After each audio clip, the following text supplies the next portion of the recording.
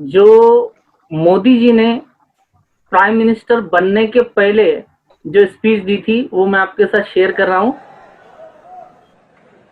क्या भारत के नागरिक को दिल्ली सरकार के खजाने का खर्च कहां होता है वो जानने का अधिकार है? अगर देश के नागरिक को ये जानने का अधिकार है और अगर वो कोई पूछे कि भारत सरकार की तिजोरी के पैसे कहां खर्च किए गए, वो गुनाह है? क्या ये पूछना सही है? राइट टू इंफॉर्मेशन, हमने लोकतंत्र को मजबूत बनाया है, तो आपको जानकारी देनी चाहिए कि नहीं देनी चाहिए?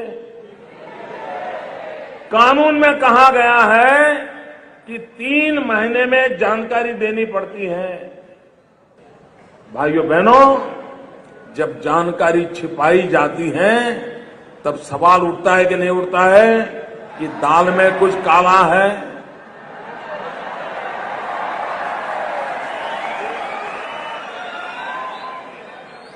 मित्रों, दाल में कुछ काला है कि पूरी दाल काली है, ये सवाल है। जी, आपने देख ली सर ये क्लिप? सबको दिख गई जी ये क्लिप? जी हाँ जी हाँ। जी हाँ, अब इसी बात पे अब मैं डिस्कशन शुरू करूंगा। जैसे कि पीएम केयर फंड में बहुत सारे लोगों ने दान दिया, इसलिए दिया ताकि कोरोना जैसे गंभीर परिस्थिति में प्रधानमंत्री के पास कुछ फंड हो जिससे वो जनता की सेवा में लगा सके और मदद कर सके जनता की। और लोगों ने दिल खोल के दान दिया है, तो ऐसा नहीं कि कम कम दान मिला है, काफी बड़ा दान मिला है। लेकिन अब जाके ये खबर आ रही है कि वो आरटीआई के दायरे में नहीं होगा और वो पैसा कितना आया, कहाँ खर्च होगा, इस बारे में कोई इंफॉर्मेशन जनता को दिया नहीं जाएगा। इसमें कई सारे कानूनी दावपेच है, बहुत सारे दावपेचों में इसको उलझा के रखा गया है। तो मैं राजेश सिंह जी से पहले प्रतिक्रिया लेना चाहूंगा जो कांग्रेस पार्टी से है। जी राजेश सिंह जी, क्या कहना चाहेंगे आप इस पर? जी देखिए, पहले तो हंसी आती है कि जो है मोदी जी जब चुनाव लड़ रहे थे 2014 में, तो लोकतंत्र को मजबूत करने की बात करते हुए बता रहे थे कि आरटीआई 3 महीने में आरटीआई के माध्यम से ये सूचनाएं मिलनी चाहिए जनता को। और ये आरटीआई दिया किसने? ये आरटीआई राइट टू इंफॉर्मेशन हो, राइट टू फूड हो, राइट टू एजुकेशन हो, ये सब तो कांग्रेस ने डेवलप किया और कांग्रेस ने ये बिल लाया और पास किया, प्रस्ताव पास किया संसद में। अब ये उसका तो ये बहुत अच्छा बोल रहे थे, बट इस समय पीएम केयर फंड के मामले में ये मतलब जो तब बोल रहे थे उसको आज डिनाई कर रहे हैं। पीएम केयर फंड के बारे में जो जिनसे जानकारी मांगी जा रही नहीं दे रहे हैं, तो सवाल तो उठता है। और उन्हीं की जुबान में अगर हम कहें तो दाल में तो काला है, इसमें कोई दो राय नहीं है। अच्छा, अगर मोदी जी की ही जुबान में कहे तो दाल में पीएम केयर फंड को लेके दाल में काला जरूर है। जी ठीक है। अब ये फास्ट कमेंट में एक बार सबका ले लेता हूँ, फिर आपके कांग्रेस के मुद्दे पे भी आऊंगा। जी अजहर भाई बिल्कुल, आप क्या कहना चाहेंगे? जी देखिए, पीएम केयर फंड जो बनाया गया था, और ये पीएम केयर फंड होता है जब कोई आपदा आती है देश में, जब कोई परेशानी आती है देश में, कोई दुविधा आती है, तो पीएम केयर फंड में डोनेशन आता है और उससे उसी माध्यम से खर्च किया जाता है।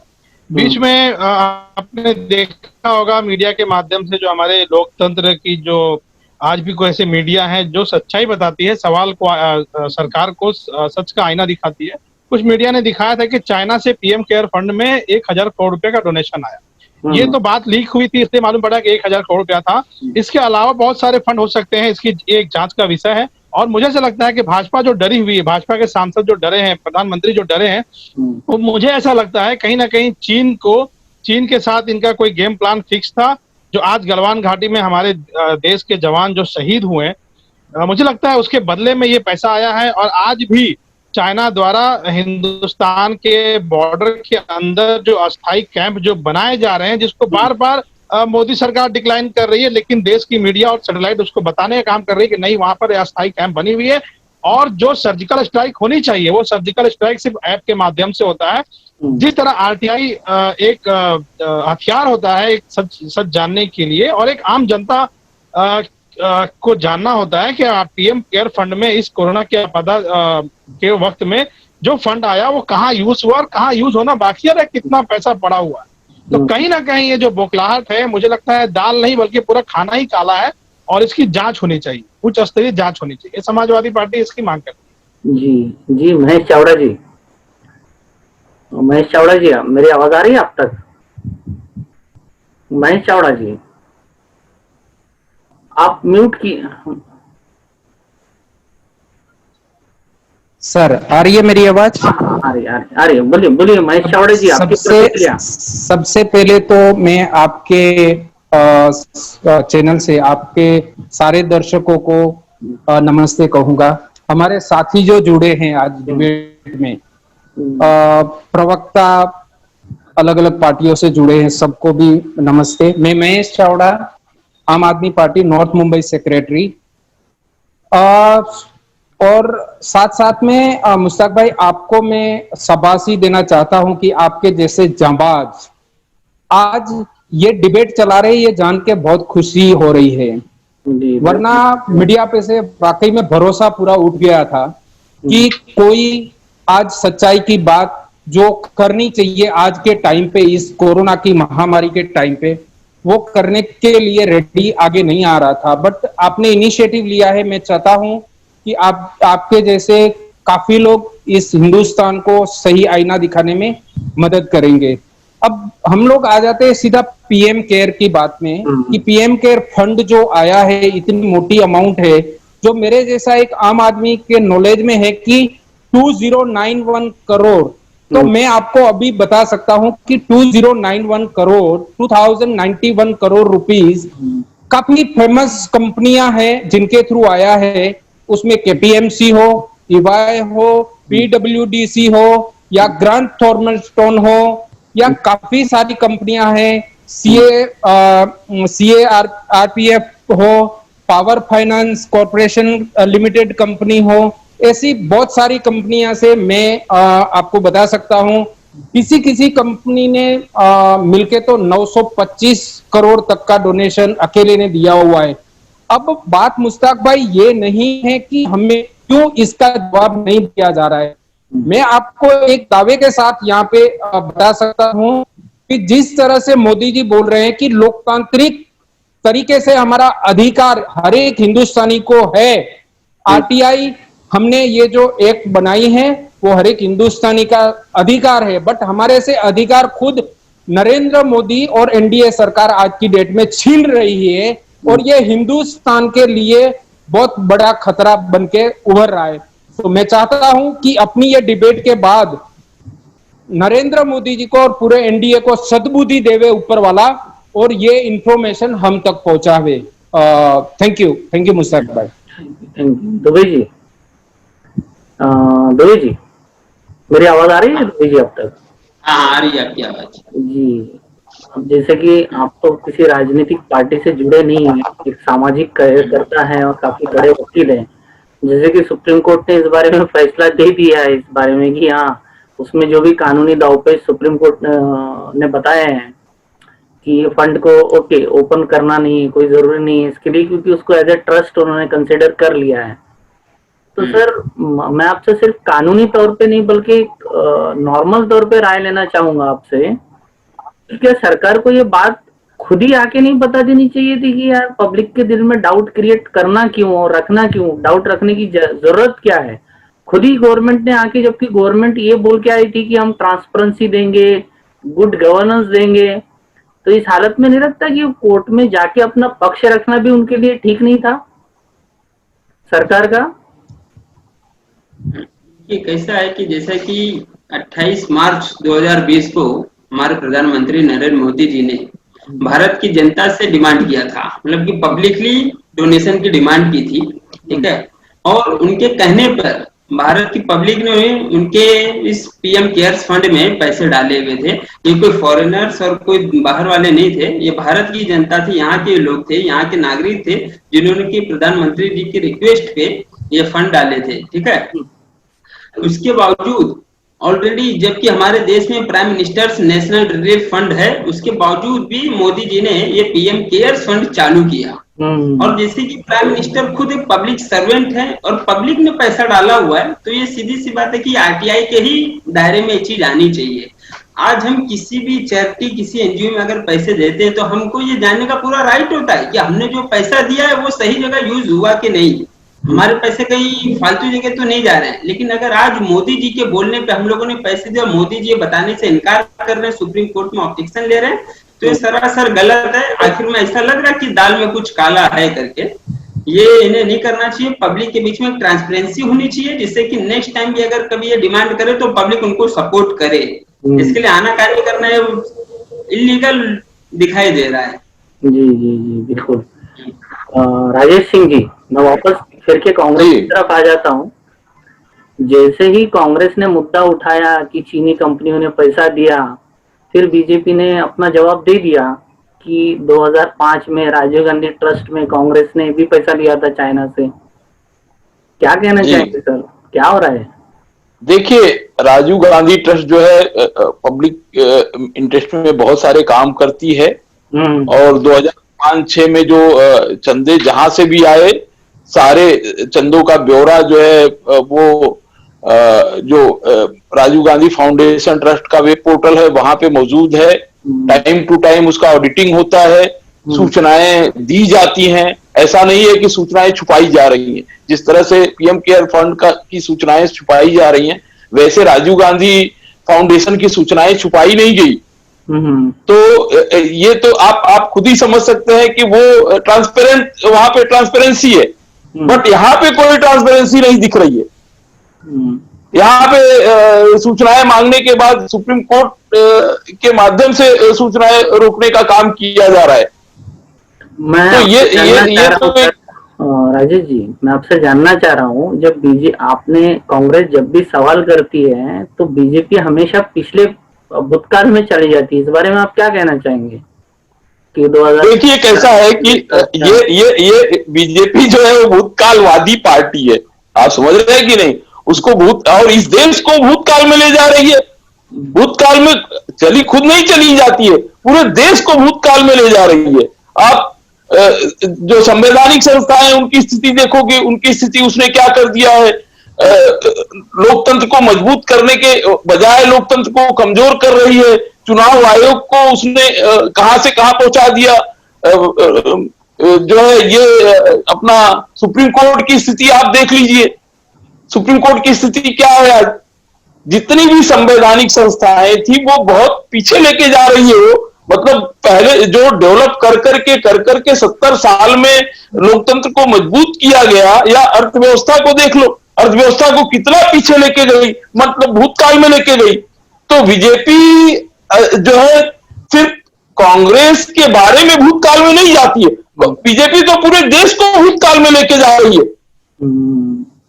नहीं, लेकिन समझ रहे हैं कि नहीं? आपसे एक बात कहना चाहूंगा कि आप लोग भी कहीं ना कहीं कम पड़ रहे हैं ये दिखाने में कि हमने पीछे पीछे क्या क्या काम किए जो भारत ने शुरुआत की थी। नहीं, वो हाँ, ये आपकी बात कहीं से भी गलत नहीं है। ये बात सच है कि हम लोगों ने जो काम किया है उस काम को जनरल पब्लिक के सामने या जनता के सामने ले जाने में कहीं कम पड़ रहे हैं। कहीं कम इसलिए पड़ रहा है कि आपने देखा होगा कि फेसबुक क्या कर रहा है, जो है व्हाट्सएप क्या कर रहा है। फेसबुक और व्हाट्सएप के लोग कैसे कैसे किस तरह से इनकी मिली भगत चल रही, बीजेपी के लोगों के साथ साठगांठ चल रही है। मतलब एक विदेशी जो सोशल मीडिया पोर्टल है वो किस तरह से हमारे देश के लोकतंत्र को लहूलुहान कर रहा है। मतलब इनकी सूचनाओं को ज्यादा स्प्रेड कर रहा है। बाकी के जो विपक्षी पार्टियां हैं, कांग्रेस हो या दूसरी पार्टी हो, सारी पार्टियों की जो इंफॉर्मेशन है या सूचनाएं हैं या वहां पे जो आवाज उठाई जा रही है उस आवाज को कैसे दबाया जा रहा है, ये आप देख रहे हैं। तो कहने का मतलब जी, बोलने का मतलब ये है कि जिस तरह से बीजेपी ने एक सर्जिकल स्ट्राइक करके पूरा माहौल सर्जिकल स्ट्राइक में बना दिया था, आप उतने ही ताकत से 1971 में जो आपने पाकिस्तान को तोड़ा था वो आप नहीं रख पाए। ये तो बात आप मानते हैं कि नहीं मानते राजेश सिंह जी? नहीं, देखिए बात तो हम रख पाए, लेकिन हमारे पास माध्यम की कमी रही। हमारे पास, अब आप मेन स्ट्रीम की मीडिया देख लो, उसमें एक दो को अगर छोड़ दें तो सारे के सारे जो है मोदी की परिक्रमा करते हुए आपको दिख जाएंगे। जितने भी वहां पे पत्रकार हैं, जर्नलिस्ट हैं, वो सारे के सारे जो है, लगता है कि पत्रकार कम, बीजेपी के प्रवक्ता ज्यादा हैं। तो अच्छा, सोशल मीडिया की बात आपके सामने आ गई। जितना ऑनलाइन सर्वे होता है उस बारे में आपको बखूबी पता है कि किस तरह से वहां पे मैनिपुलेशन किया जाता है। ईवीएम के मैनिपुलेशन से लेके ऑनलाइन सर्वे का मैनिपुलेशन, सोशल मीडिया का मैनिपुलेशन, मतलब ये सरकार जो है, बीजेपी की जो सरकार है या मोदी की जो सरकार है, वो सिर्फ और सिर्फ मैनिपुलेशन कर रही है। चाहे डेटा का मैनिपुलेशन हो, गरीबी उन्मूलन से रिलेटेड मैनिपुलेशन हो, चाहे पीएम केयर फंड के मामले को लेकर छुपाया जाना। अब इसके पहले आप रफाल डील का देख लीजिए, उन्होंने क्या किया, रफाल डील की सूचनाएं दी, नहीं दी। रफाल डील में उन्होंने क्या किया, रफाल डील में अब सूचनाएं तो छोड़ दीजिए, जो है सुप्रीम कोर्ट में जाके कह रहे हैं कि दस्तावेज गायब हो गए। उनके जो अटॉर्नी जनरल थे, उन्होंने कहा कि दस्तावेज गायब हो गए, और उस मामले को लेके द हिंदू के जो संपादक है अनराम को घेरा गया, बोले इन लोगों ने चोरी किया है दस्तावेज। मतलब ये रफाल, ये सूचनाएं बाहर नहीं ला रहे हैं रफाल डील से रिलेटेड, और बता रहे हैं कि दस्तावेज गायब हो गया है, और बोल रहे हैं कि जो है द हिंदू के जो संपादक है अनराम के ऊपर कार्रवाई होनी चाहिए। ऐसा जो बीजेपी सरकार का अटॉर्नी जनरल सुप्रीम कोर्ट से मांग कर रहा है। तो इनकी जो मानसिकता है, इनका जो काम करने का तरीका है, वो देश के सामने है। बट कैसा है कि अभी लोगों की नजर पूरी तरह खुल नहीं पाई है। आपको कांग्रेस प्रवक्ता होने के नाते आपको बोलूं कि 2 लाइन में आप अगर मोदी गवर्नमेंट को डिफाइन करें तो आप कैसे कर पाएंगे? मोदी गवर्नमेंट जो है, वो आजादी के बाद जिस तरह से लोकतंत्र को डेवलप किया जा रहा था, अर्थव्यवस्था को डेवलप किया जा रहा था, जो भारत सरकार में काम कर रही जो संस्थाएं थी, उनको डेवलप किया जा रहा था, उनको ताकतवर बनाया जा रहा था, उन सभी चीजों को कमजोर करने का काम मोदी सरकार कर रही है। हर जनता को कमजोर कर रही है, जनता को डरा रही है, संस्थाओं को डरा रही है। अर्थव्यवस्था की स्थिति आप देख रहे हैं, मतलब पूरी तरह मोदी सरकार फेल है जी। बीजेपी पूरी तरह फेल है। इनको मतलब इस तरह से ये इनको शासन की बागडोर इनके हाथ में इस देश ने दे दिया है, वो हम लोगों को आश्चर्य होता है। जी अजहर भाई जी अजहर साहब, आवाज आ रही है मेरी आप तक? जी हाँ। अजहर साहब, मैं आपसे पूछना चाहूंगा कि आज जो जितना छाती ठोक के बोला जा रहा है कि हम पीएम केयर फंड की इंफॉर्मेशन हमको देने की जरूरत नहीं है, तो आप इस बारे में क्या प्रतिक्रिया देना चाहेंगे? मतलब कैसे इसको जस्टिफाई करना चाहेंगे या उसका विरोध करना चाहेंगे कि इस तरह से क्यों हो रहा है? आप एक्सप्लेन कीजिए इस चीज को, किस तरह से आप इसको एक्सप्लेन करना चाहेंगे? जी। देखिए, पिछले 6 वर्षों से जब से भाजपा की सरकार केंद्र में आई है, तब से आपने देखा होगा कि किस तरह एक मजाक बनाया गया। हमारे संविधानिक जो सारे पद थे, जैसे राज्यपाल, राष्ट्रपति, कैसे एक भाजपा और संघ के इशारों पे चलता हुआ दिखाई दिया। लाल किला जो हमारे देश की धरोहर है, उसको भाड़े पे देने का काम किया गया। हमारे मुंबई और बहुत सारे ऐसे एयरपोर्ट्स है जिसको जर्मनी और किसी दूसरी कंपनियों को देने का काम किया गया।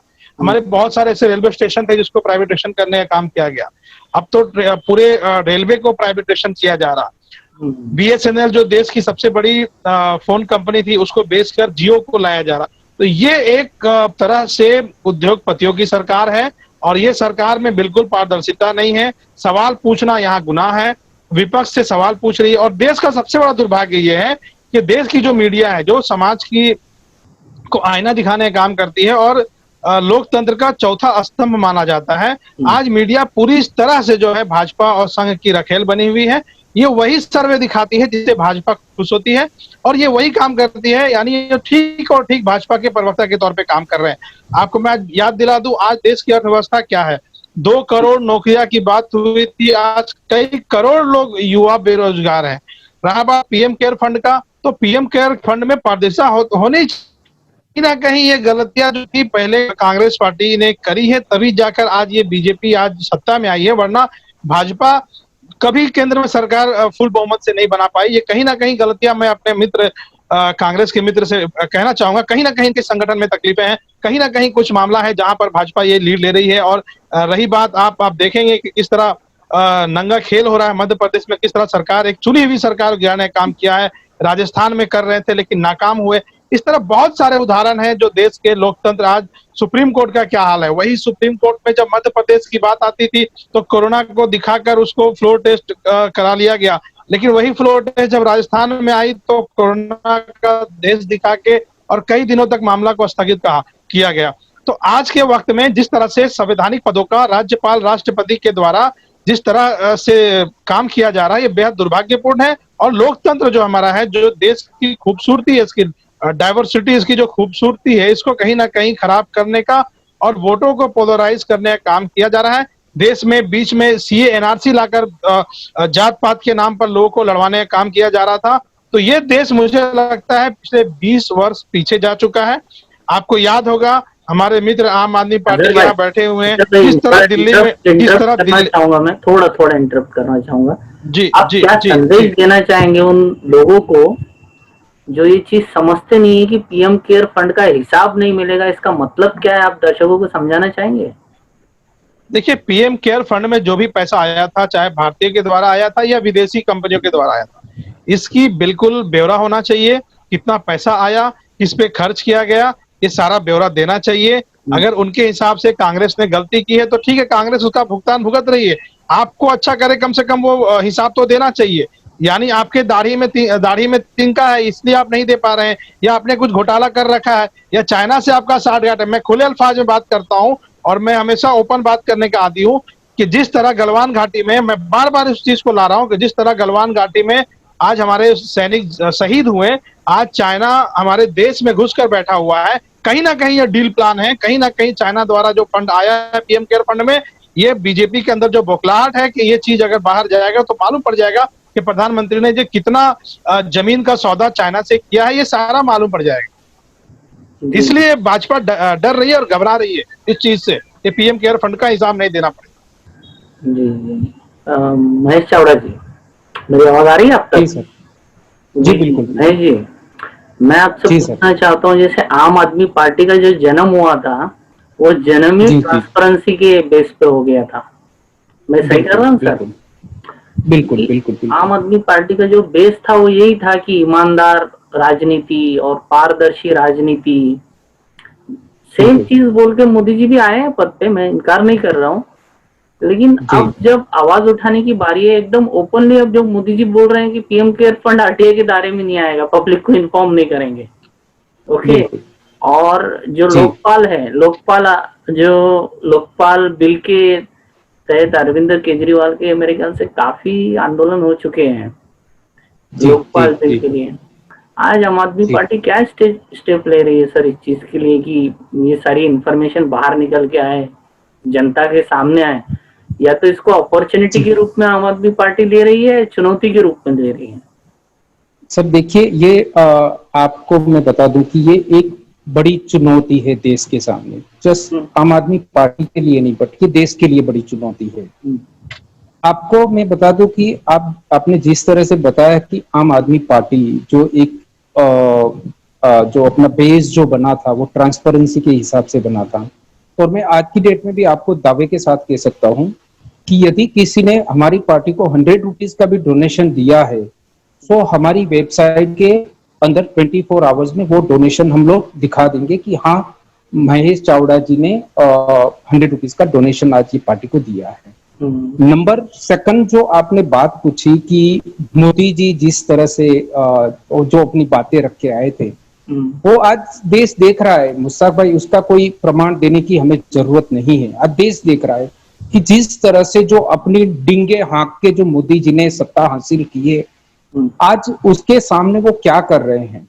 मैं आज जिस अपनी डिबेट जो चल रही है पीएम केयर फंड की बात आ रही है, मैं सीधा सीधा आपके माध्यम से बताना चाहता हूँ सर, ये पीएम केयर फंड का हिसाब क्यों नहीं दे रहे हैं? क्योंकि इनको राजस्थान में एमएलए खरीदने हैं।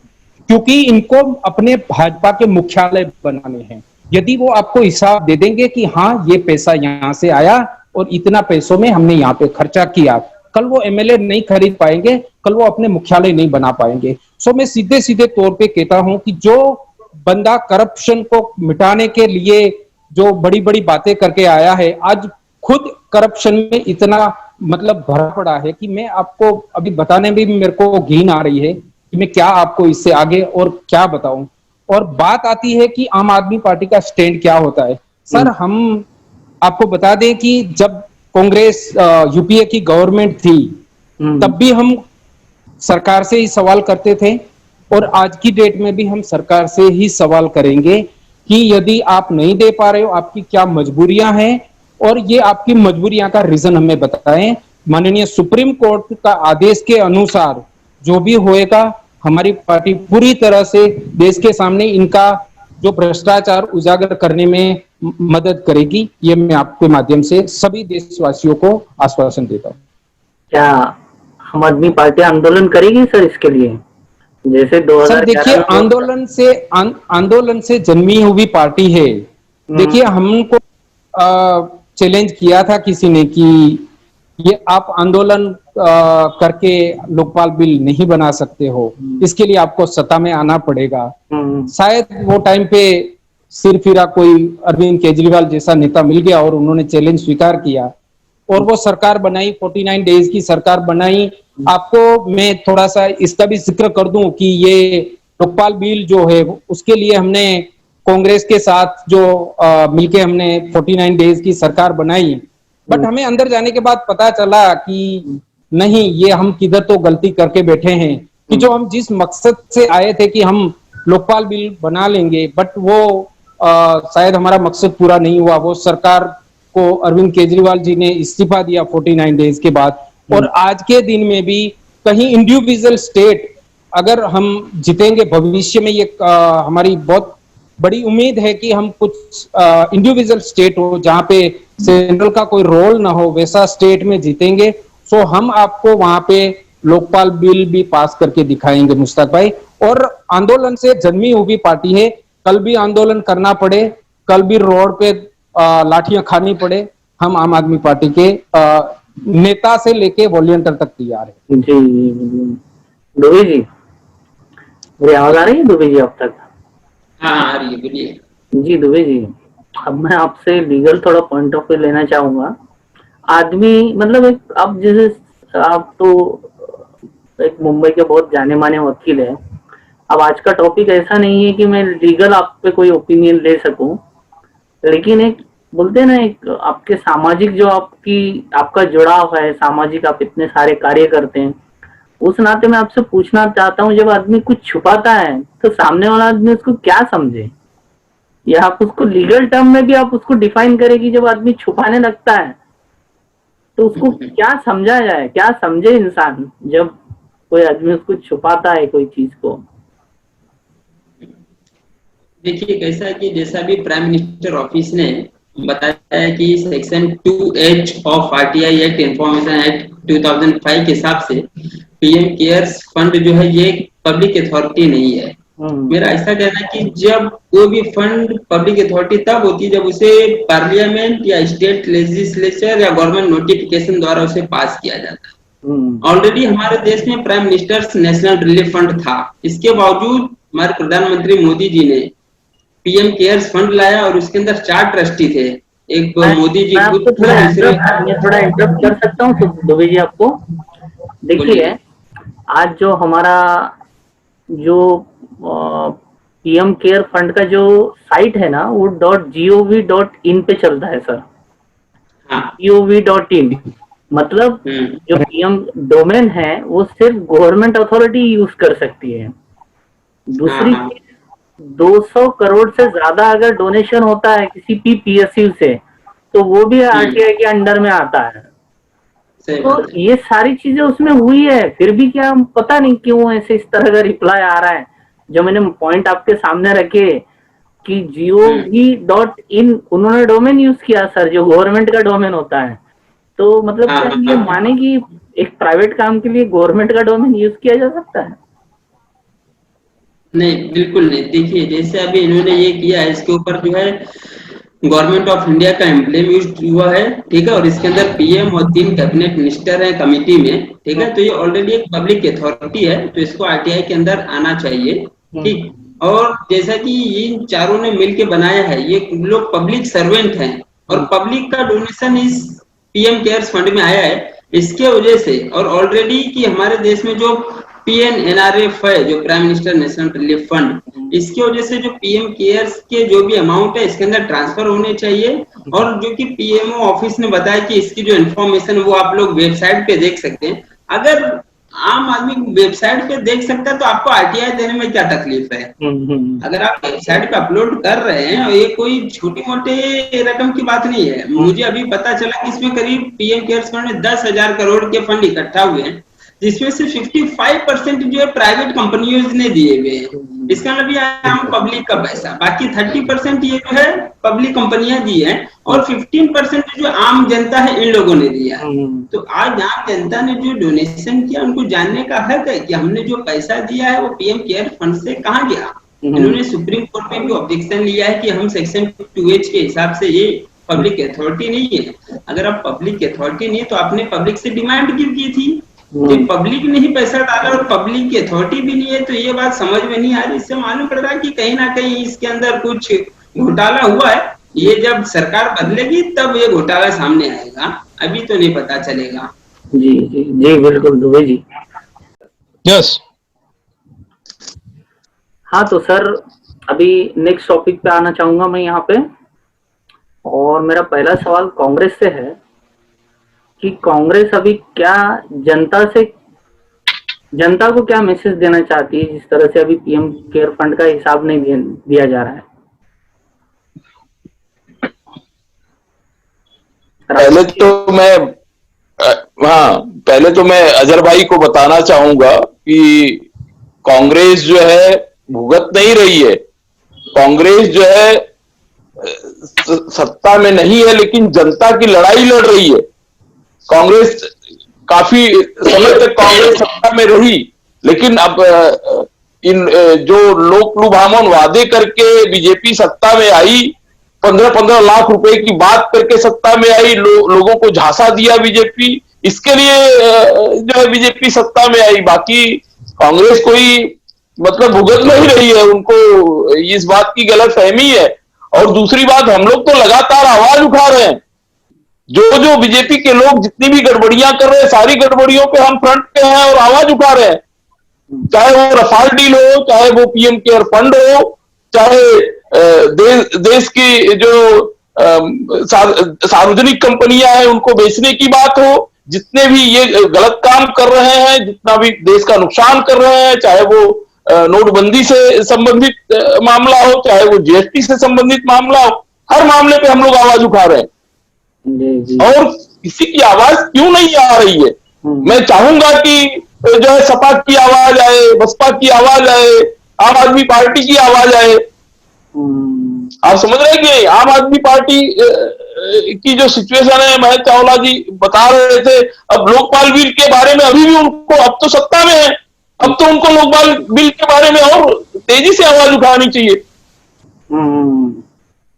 तो जो है कांग्रेस की जहां तक बात है, कांग्रेस भी चाहती है कि 130 करोड़ जनता इस मामले की आवाज उठाए, न सिर्फ पॉलिटिकल पार्टियां बल्कि जनता आवाज उठाए। क्योंकि मोदी जब कहीं मीटिंग करते हैं, कहीं मंचासीन होते हैं, तो 130 करोड़ जनता को संबोधित करते हैं।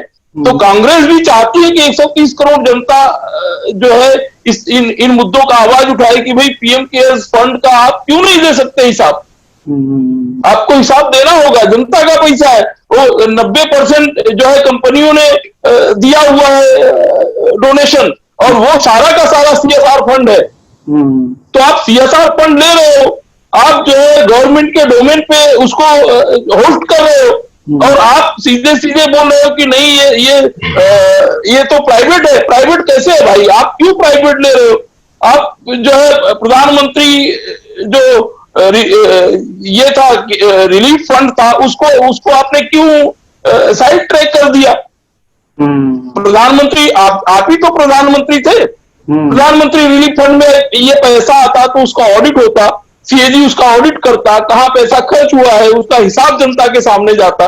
इसमें तो जनता के सामने कोई हिसाब जाएगा ही नहीं। जी, अब और सीधे सीधे रोक रहे हैं। अगर मैं आपको जनता से 1 मिनट में एक संदेश देने को कहूं कि आप जनता के नाम पे संदेश दीजिए कि इस बारे में आप जनता को क्या बताना चाहते हैं अपने तरफ से, कांग्रेस की तरफ से, या अपने वही मत आप जनता को क्या बोलना चाहेंगे राजेश जी? जनता को तो हम यही कहना चाहेंगे कि जो भी गलत काम बीजेपी के लोग कर रहे हैं, जनता के विरोध में कर रहे हैं, जनता का नुकसान कर रहे हैं, जनता उनके कामों के बारे में सजग हो, आवाज उठाए। अभी आप देख रहे हैं कि जो है एजुकेशन की नई पॉलिसी लाई गई है। एजुकेशन की नई पॉलिसी के बारे में जनता को मालूम नहीं है। ये सीधे सीधे जो है एजुकेशन को जो है उसका प्राइवेटाइजेशन के रास्ते पे जा रहा है। वो तो सर 2022 और 23 में लगेगा, वो तो अभी फिलहाल पॉलिसी लाए हैं वो लोग, लेकिन पॉलिसी लाए हैं, जब उसको इम्प्लीमेंट करेंगे, डिमांड कर रहे हैं, जब स्टार्टिंग से ही उस पर अगर विरोध नहीं होगा तो वो कर डालेंगे जो उनको करना है। मैं चाह रहा हूं आप 1 मिनट में जनता को एक संदेश दीजिए कि इस बारे में पीएम केयर फंड के बारे में आप जनता को क्या कहना चाहेंगे?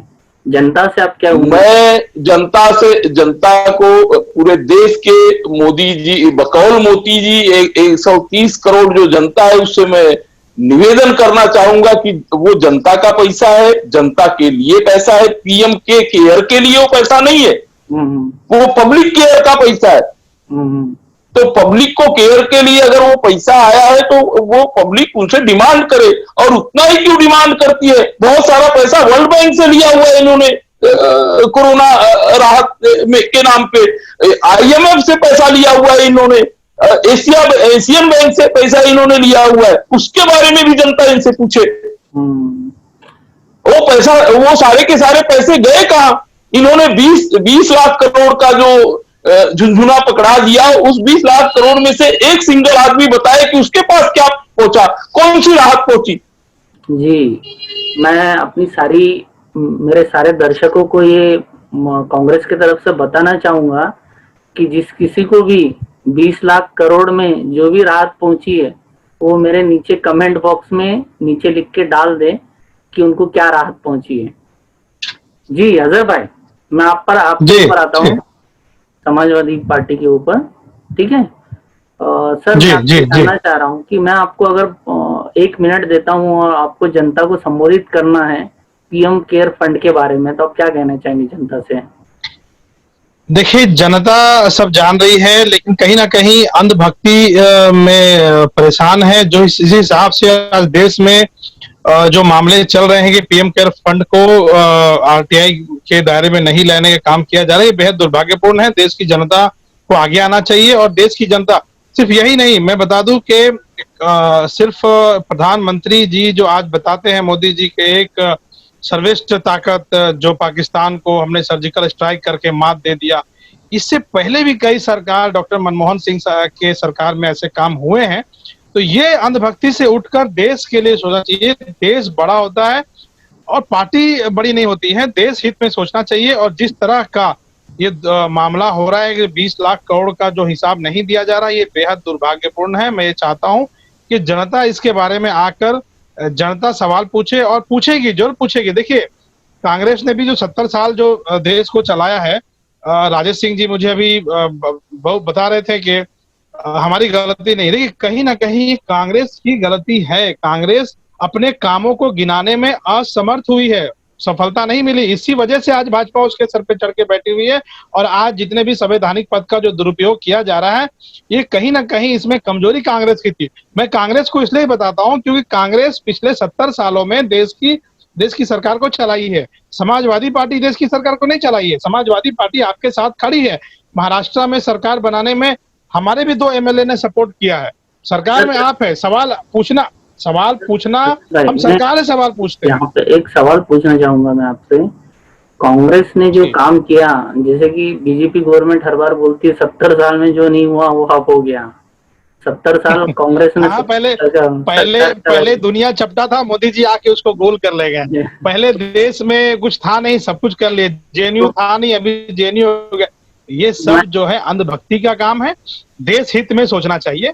मैं ये जानना चाह रहा हूँ आपसे, कांग्रेस ने जो किया, जैसे फॉर एग्जांपल राजेश जी ने उसका जवाब नहीं दिया, जो मैं समझता हूँ, जो अपने तौर पे मैं समझता हूँ कि कांग्रेस ने, मतलब जब भी पहले लोगों के पास एक साइकिल होना बहुत बड़ी बात होती थी। 91 के पहले किसी के पास कलर टीवी, फ्रिज होना बहुत ही प्रेस्टिजियस बात समझी जाती थी, मतलब एक प्रशस्त घर माना जाता था। कांग्रेस सरकार में एक इस तरह से इकोनॉमिकल बूम आया कि घर घर में सारी चीजें पहुंच गई है, हर सुविधा सहूलत कांग्रेस। हाँ, मैं आपकी बात से सहमत हूँ कि कांग्रेस उस बात को अपने तक रख, मतलब मंचों पर उतना ताकत से रख नहीं पाई जो उन्होंने किया है। मैं ये बिल्कुल भी नहीं मानूंगा कि उन्होंने कुछ भी नहीं किया या उन्होंने अचीवमेंट ही नहीं है कांग्रेस की कुछ। जो हमारी आजादी के बाद हमारे देश में कितने पुल थे, कितने सड़कें थी, कितने रेल मार्ग थे, तो मैं तो ये बात से सहमत हूँ कि कांग्रेस ने काफी काम किया है, बट वो मंचों पे वो ताकत से नहीं रख पाए। इस बात के लिए मैं आपसे एग्री करता हूँ। अजहर जी, बस वही मेरा आरोप है कि कांग्रेस ने अपने जो काम थे उसको बता नहीं पाए, और मोदी जी डंका पीट पीट कर जो है उस चीज को जनता को दिखाने का काम किया है। जिस तरह आपको याद होगा कि पुलवामा में जो अटैक हुआ था उसकी जांच अभी तक पूरी नहीं हुई है, उसमें दोषी पाए नहीं गए हैं, लेकिन उस पर भारतीय जनता पार्टी यानी हमारे देश के जवान शहीदों के लाशों पर खड़े होकर पाकिस्तान कर वोटों का पोलराइज करके और फिर से सत्ता कायम करने का काम किया गया। ये देश के लिए बहुत दुर्भाग्यपूर्ण है। ये देश की ऐसी सरकार है, ऐसी विफल सरकार है जो कि पूरे कोरोना काल में देश की अर्थव्यवस्था को तोड़ के रख दिया है, बावजूद लोग इसमें समझ नहीं रहे हैं। और आज भी समझने की बात नहीं है, हर लोग समझ रहे हैं। आपने देखा होगा राजस्थान मध्य प्रदेश का जो रिजल्ट आया, आपने देखा होगा झारखंड में जो रिजल्ट आया, तो देश में जनता नाखुश है। लेकिन ये जो टीवी के माध्यम से जो 10 दलाल खड़े होकर बीजेपी का पक्ष रखते हैं और भी ऑनलाइन सर्वे चल रहा है, इससे कहीं ना कहीं देश के मूड को और देश की लोगों को, देश की लोकतंत्र को कहीं ना कहीं तोड़ने का काम किया जा रहा है, जो कि बेहद दुर्भाग्यपूर्ण है। देश का असल चेहरा जो था मीडिया के हाथ में था, उसको दिखाना चाहिए। जो उसका काम था वो अपने काम नहीं कर रही है, सिर्फ और सिर्फ मोदी की चापलूसी और मोदी के बनाए गए स्क्रिप्ट पे काम कर रही है, जो कि बेहद दुर्भाग्यपूर्ण। जी बिल्कुल। अगर भाई आप जनता से क्या उम्मीद रखते हैं कि जनता को ये सब समझ में आएगा खेल? देखिए, जनता को सब चीज समझ में आ रहा है। आप इंतजार करिए चुनाव का, आपको सबसे बड़ा परिवर्तन 2022 में दिखने को मिलेगा उत्तर प्रदेश में, जब यहाँ पर योगी और ढोगी बाबा की सरकार गिरेगी और वहां पे समाजवादी पार्टी की पूर्ण बहुमत की सरकार आ रही है।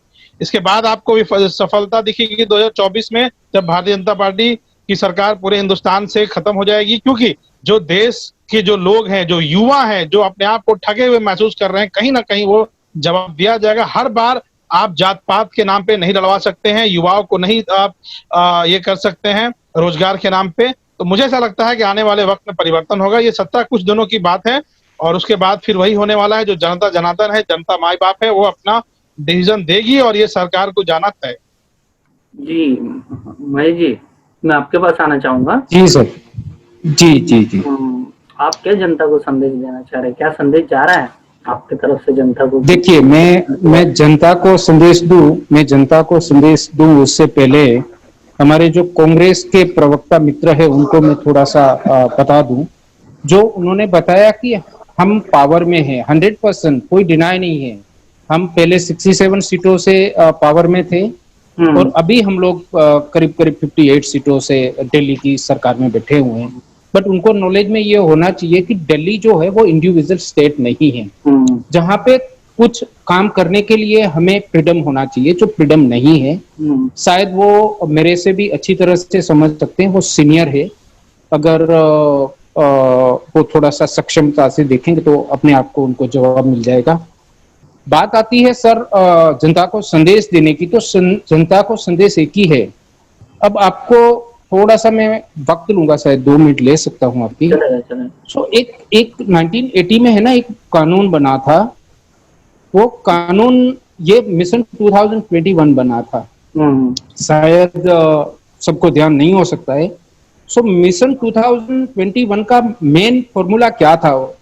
एमएमपी, उनका नाम रखा गया था MMP, money control, media control and population control. Sir ये जान के बहुत दुख हो रहा है कि आज इंप्लीमेंट होते दिख रहा है और हम देख सकते हैं कि मीडिया को पूरी तरह से कंट्रोल कर दिया गया है।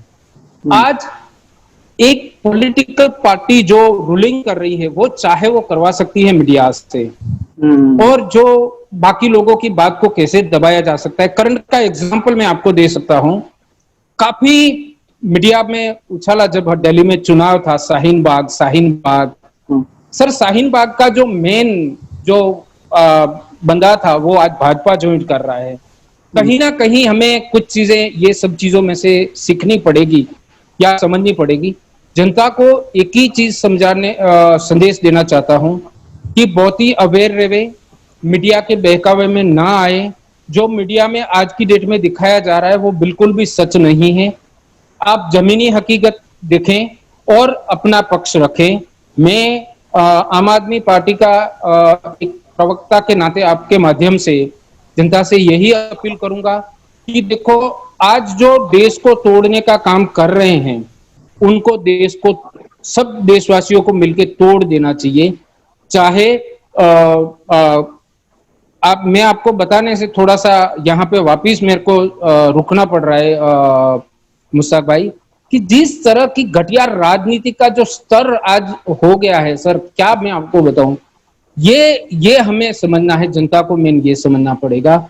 अनलेस एंड अनटिल अगर पूरे हिंदुस्तान की 130 करोड़ जनता को ये जब तक समझ में नहीं आएगा, मैं चाहता हूं कि आपके जैसे माध्यम से यदि हम हमारी बात जनता तक पहुंचा सकते हैं और जो लोग हमारी बात को समझ सकते हैं, शायद ये मुहिम में हमारे साथ जुड़ जावे कि नरेंद्र मोदी जी, एनडीए की गवर्नमेंट क्यों हमें पीएम केयर फंड का हिसाब नहीं दे सकती है, जबकि हमारा संवैधानिक अधिकार है। और हाउ संवैधानिक अधिकार हमें बाबा साहब आंबेडकर ने दिया है और वो संवैधानिक तौर पे उनको जवाब देना पड़ेगा।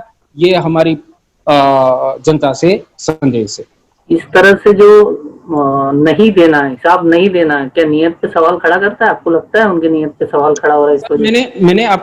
मैंने आपको पहले बता दिया कि देखिए, आज मैं दावे के साथ कह सकता हूं कि आपके पास अगर 100 रुपया आया है, अगर आप 100 रुपया छुपा रहे हो तो कहीं ना कहीं आपने खर्च किया है। मैं मानता हूं कि जो भी पीएम केयर फंड आया है, इधर वो एमएलए खरीदने के लिए उन्होंने यूज कर दिया है, इधर वो अपने मुख्यालय बनाने में यूज कर रहे हैं। सो आपको मैंने पहले बताया, ये सारी जो कंपनियां मैंने बताई आपको कि केपीएमसी है, ईवा है, पीडब्ल्यूसी है, ये सारी कंपनियों का डोनेशन मोर देन 2 करोड़ है। इसमें से एक सिंगल कंपनी जो ऐसी है, पावर फाइनेंस कॉर्पोरेशन लिमिटेड करके, उनका इंडिविजुअल 200 करोड़ का डोनेशन है। Central PSU under ministry of power का 925 करोड़ का डोनेशन दिया हुआ है। सर, क्या ये जनता को नहीं जानना चाहिए कि ये खर्च कहाँ किया गया है? सर, ये सीधा सवाल है, ये प्योर करप्शन है और करप्शन में एनडीए तरबोड़ हो गई है, ये हम कहना चाहते हैं जनता से। जी शैलेश दुबे जी, बोलिए। क्या लीगल प्रावधान हो सकते हैं जनता के लिए? और नहीं आ रही आपके बराबर। क्या लीगल प्रावधान हो सकते हैं जनता के लिए? कानूनी प्रावधान बचता है पब्लिक के पास? हाँ बचता है। मैं बता रहा हूँ, जैसा कि अभी देखिए, अभी मैं पीएमओ ऑफिस में एक लेटर देने वाला हूँ एक सजेशन के हिसाब से, कि जैसा पीएमओ ऑफिस ने बताया कि सेक्शन 2H के हिसाब से पीएम केयर फंड जो है आरटीआई एक्ट के दायरे में नहीं आता है। तो इसके ऊपर मैं अपना क्लैरिफिकेशन लिख के उनको भेजने वाला हूँ कि जो पीएम केयर फंड है, इसका पूरा अकाउंट जो सेक्शन 2H के दायरे में आता है और आना भी चाहिए, जिससे कि हमारे देश के प्रत्येक नागरिक के साथ में ट्रांसपेरेंसी हो। और इन फ्यूचर भी अगर मोदी जी ऐसे कोई रिक्वेस्ट करें तो वो हमारे देश के नागरिक उसको फॉलो करें।